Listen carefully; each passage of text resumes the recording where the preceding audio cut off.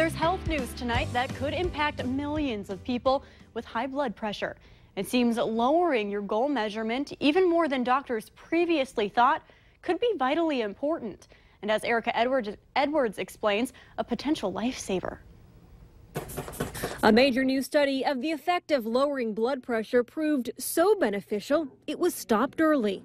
Very few things we do in medicine have such a large benefit. Doctors have found that getting patients' systolic blood pressure reading, that's the top number, down to 120 instead of the previous goal of 140, slashed the number of heart attacks, strokes, and heart failure by nearly a third.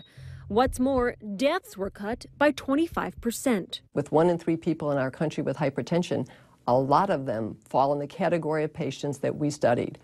Over age 50 with hypertension and at least one cardiovascular risk factor. This study did not include and does not apply to people with diabetes, anyone who's had a stroke, and those under age 50.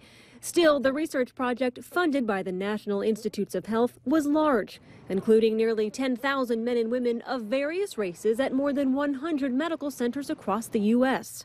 Patients who got their blood pressure down to 120 were on an average of 3 medications.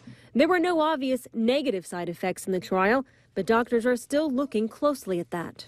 And one may also wonder about over-medication in some patients, particularly the elderly, where low blood pressure or hypotension can result in falls, dizziness, and lightheadedness. Researchers are also studying how dramatically lowering blood pressure may impact memory or kidney function. That part of the study is ongoing and should be released in 2016. Erica Edwards, NBC News.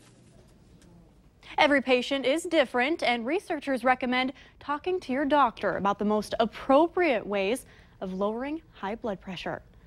And coming up next, why a strong 2-year-old from Dilworth will represent a national walk this coming weekend.